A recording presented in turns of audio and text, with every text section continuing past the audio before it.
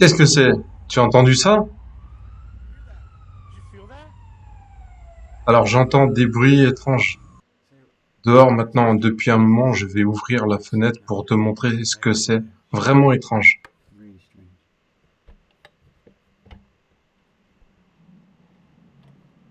Écoute,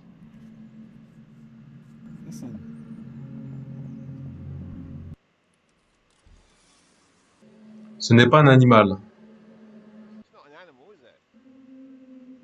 Qui ou quoi vient de faire ce son?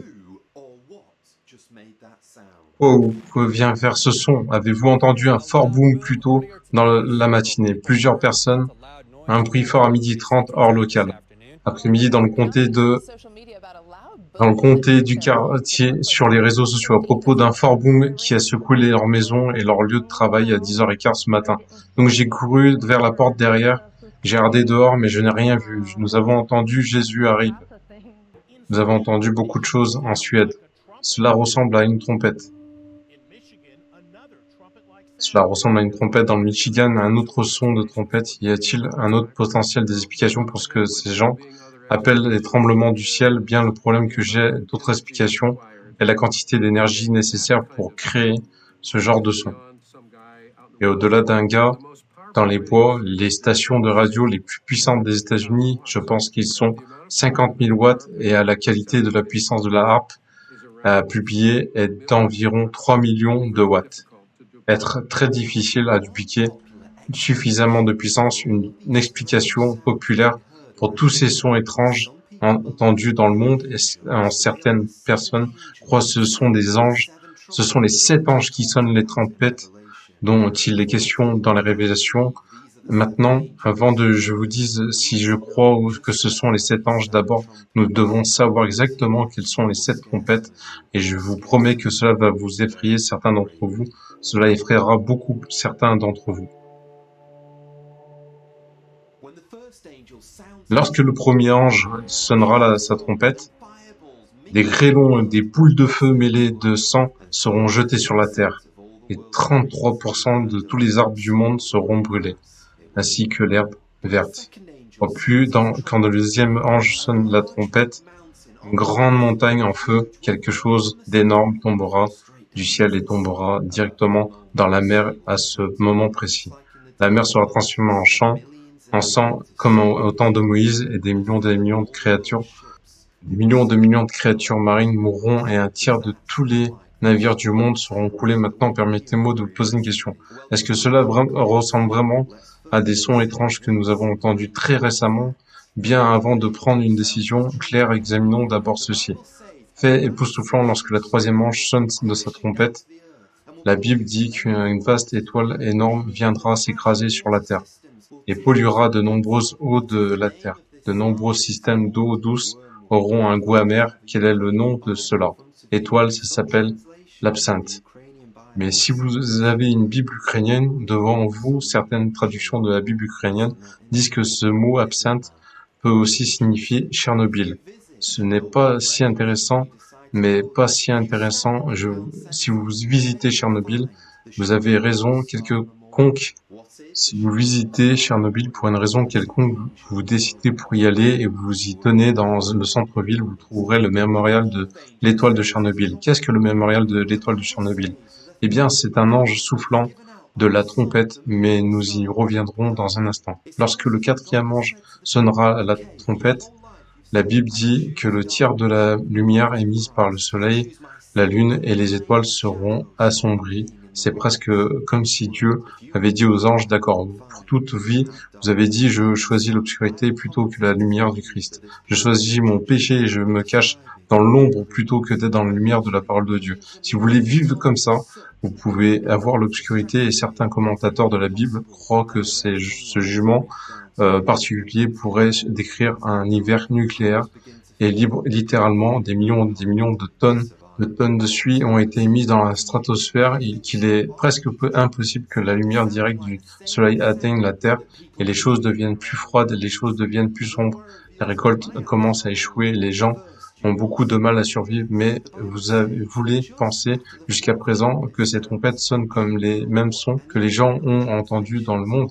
récemment? Bien, avant que je vous révèle ma réponse sur tout cela, d'abord, vous devez savoir, la Bible dit que juste après le quatrième trompette sonne un ange ou un aigle dans d'autres traductions volera à travers la terre et dira ces quatre dernières trompettes qu'elles n'ont rien comparé que ce qui est sur le point de venir sur les trois dernières trompettes briseront la terre et détruiront et changeront plus que toute autre chose que vous avez vu quand le cinquième ange sonne de sa trompette. La Bible dit, j'ai vu une étoile tomber du ciel. C'est la même étoile que Jésus a dit, j'ai vu Lucifer tomber comme un éclair.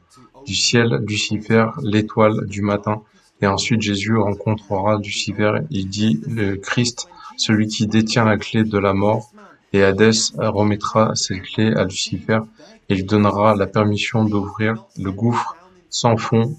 La pire partie, la plus sombre de l'enfer, sera ouverte. C'est le même endroit quand Jésus, quand il a rencontré cet homme possédé par un démon, il a chassé les démons de cet homme et ces démons ont supplié Jésus. Ils ont dit, s'il vous plaît, ne vous nous envoyez pas dans l'abîme alors que la place de Christ les a poussés dans un troupeau de cochons et la même abîme. C'est la même obscurité placée dans la Genèse 3. Ne vous en êtes pas dans l'abîme, alors à la place de Christ les a poussés dans un troupeau de cochons, c'est la même abîme, c'est la même obscurité placée dans la Genèse 3. Nous lisons à propos de ces anges déchus qui ont quitté leurs limites et ont fait de mauvaises choses avec des êtres humains. Ils ont jeté dans ce gouffre sans fond lié dans des chaînes de sombres ténèbres. Et Lucifer va ouvrir ce gouffre sans fond et sortir viendra une armée démoniaque de sauterelles.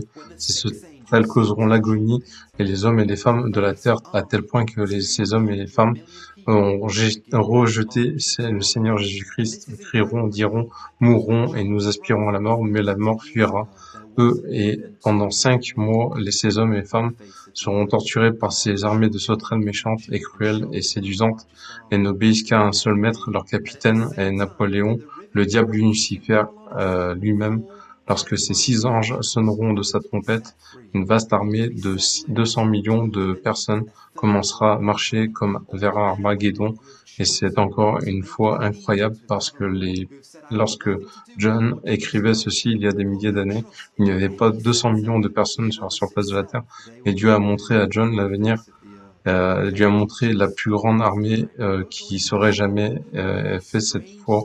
Même au fleuve Euphrate, Babylone, même 4 anges terrifiants vont être libérés pour éliminer un tiers de toute l'humanité, toutes les hommes et femmes qui ont choisi de faire allégeance à Babylone, qui ont dit je ne veux rien avoir à faire avec le Seigneur Jésus-Christ, qui a placé sa confiance dans l'épicentre du mal. Lui-même, ils seront retirés de la surface de la terre, d'accord. Dans un instant, nous allons découvrir si ces étranges sont les mêmes. La trompette sonne dans la Révélation, mais écoutons d'abord le dernier ange.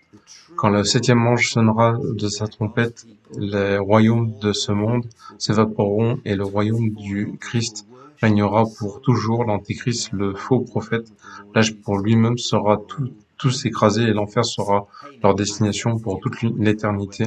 Et ensuite, la Bible dit que quelque chose de beau, elle dit que presque comme si les rideaux du ciel seraient ouverts, et nous les verrons, le temple de Dieu, le véritable arche de l'alliance, et le peuple de leur Dieu tombera sur leur visage, sera dans crainte de 24 anciens adoreront le Fils de Dieu, et nous régnerons avec le Seigneur Jésus-Christ pour toute l'éternité. Et maintenant, je vous dirais que je pensais que ce son étrange font entendre dans le ciel les mêmes que les 7 trompettes. Mais la révélation maintenant à ce sujet, je vous le dis dans chaque vidéo, mais personnellement, je ne vois pas la preuve qu'il existe cette affirmation massive.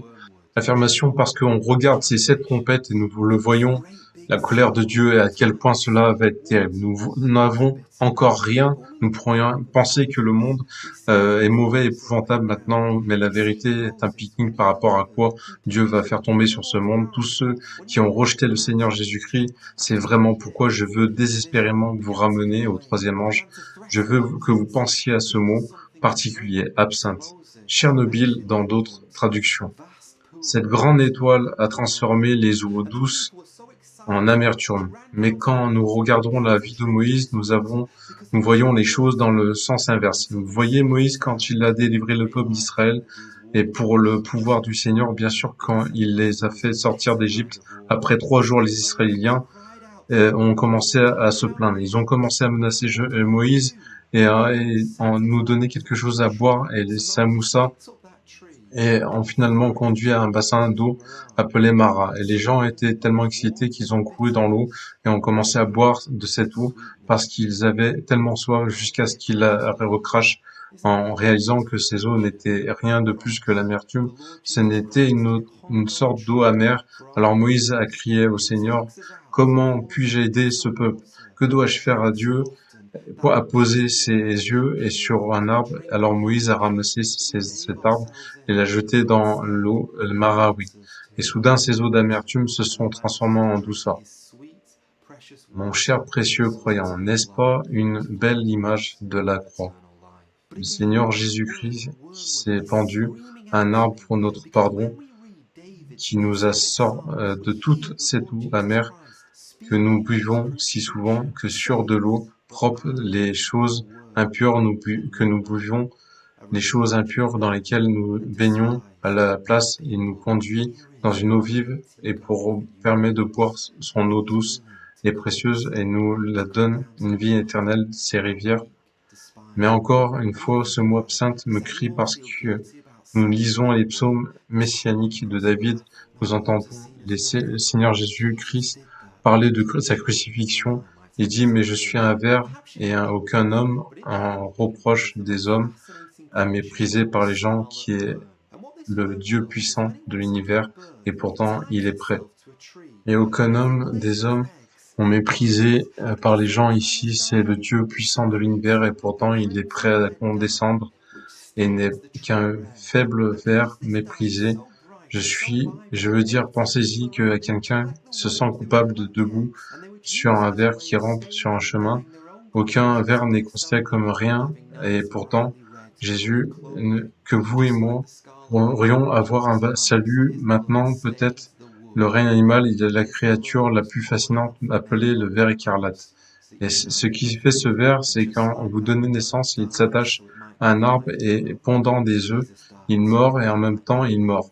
Il sécrète un colorant rouge cramoisi qui tache l'arbre à rouge et parce ce colorant est si brillant qu'il y a des autochtones et qui les ramassaient, les vers, les œufs et l'utilisaient comme moyen de teindre les vêtements et afin de vendre et d'avoir des beaux vêtements de couleur rouge vif et comme le ver écarlate, Jésus-Christ, son sang est taché le bois, et son rouge de son sang a été versé sur cette croix, afin que nous puissions pardonner de tout comme ce ver mort pour qu'il puisse donner la vie, et autre Jésus-Christ, pour qu'il puisse donner la vie à toi, à la vie éternelle. Et mon cher ami, si Dieu était prêt à laisser son Fils venir dans le monde et être torturé, crois pour ton salut, pour ton pardon. Il a vu son Fils écrasé sur la croix et a enduré cela pour toi. Comment penses-tu que le Dieu Tout-Puissant s'occupera de toi si tu rejoins les milliards qui piétinent le Seigneur Jésus-Christ et qui disent que le salut ne signifie rien pour toi? C'est pour ça que Dieu va être en colère. Après, alors il vous suffit de supplier pendant que son doux sauveur a les bras tendus vers vous. Je suis mort pour vous et vous venez pardon, prendre et la miséricorde sera et je vous supplie de courir dans ses bras pour qu'il puisse un jour vous prendre par la miséricorde. Sera coupé et ça sera trop tard. Les anges déchus qui nous avons entendus dans Genèse 3, bien si vous voulez probablement entendre mon enseignement le plus choquant, toute cette chaîne YouTube, je vous invite vraiment à regarder l'une des dernières vidéos que j'ai postées. Je serais tellement heureux que vous puissiez prendre le temps de connaître un peu plus la vie du Seigneur. Donc restez connectés et surtout abonnez-vous pour ne pas louper les dernières vidéos.